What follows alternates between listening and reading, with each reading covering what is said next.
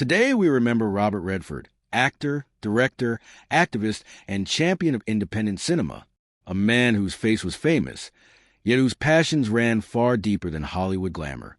From his humble beginnings to his influence on film and environmental causes, this is a life and legacy of Robert Redford and his final chapter. Charles Robert Redford Jr. was born on August 18, 1936, in Santa Monica, California. He grew up with a love for art, drawing, painting, and a restless spirit. After high school, he briefly attended college on a baseball scholarship, but fate nudged him toward the stage and screen instead. He trained at the American Academy of Dramatic Arts in New York. Early work came in television and theater, small roles, but ones that showed glimpses of what was to come. His first major film parts arrived in the 1960s. Inside Daisy Clover, Barefoot in the Park, and others set the stage. His breakout as a Sundance Kid in Butch Cassidy and the Sundance Kid 1969 sealed his status as a leading man. Redford didn't just act, he evolved. His performances in The Sting, All the President's Men, The Way We Were, The Great Gatsby, The Natural, they combine a rugged charisma with moral weight. He became more than a pretty face. He became a symbol of integrity. Directing came next. Films like Ordinary People, 1980, won him an Academy Award for Best Director. Later work included Quiz Show, The Horse Whisperer, A River Runs Through It, all projects that showed his skill behind the camera. Perhaps his most lasting influence lies in what he built outside the studio system. In 1981, Redford co-founded the Sundance Institute. The festival in Utah became a home for independent voices in film, helping launch careers, giving space to ideas outside the blockbuster mold. And he never left behind his convictions.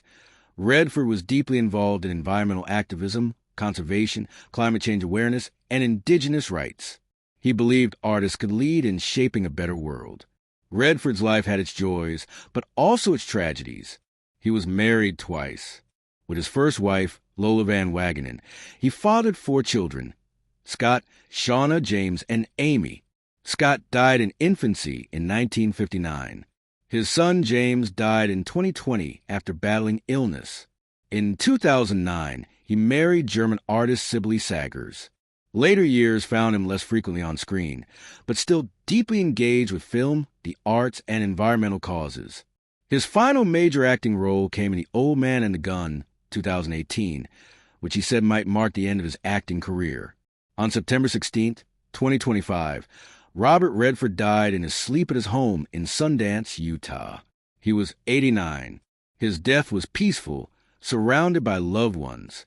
While the cause of death has not been officially disclosed, the world quickly expressed its grief and gratitude. Colleagues, young filmmakers, environmentalists all paid their respects. What remains is a legacy that spans decades, both in front of the camera, behind it, and in the institutions he helped build. The Sundance Film Festival continues to be a launching pad for independent artists. His advocacy for the natural world lives on, and his films, the characters he played, the stories he told, continue to resonate. Robert Redford once said, "I've always believed in the word independence, not only for artists, but for ideas, for nature, for expression." Today, we celebrate a man who lived by that credo. A golden boy, yes, but one who understood the weight of his platform and used it. His life reminds us that legacies are made not only by what we perform, but by what we uplift. Thank you, Robert Redford. May your work, your values, and your light continue to inspire.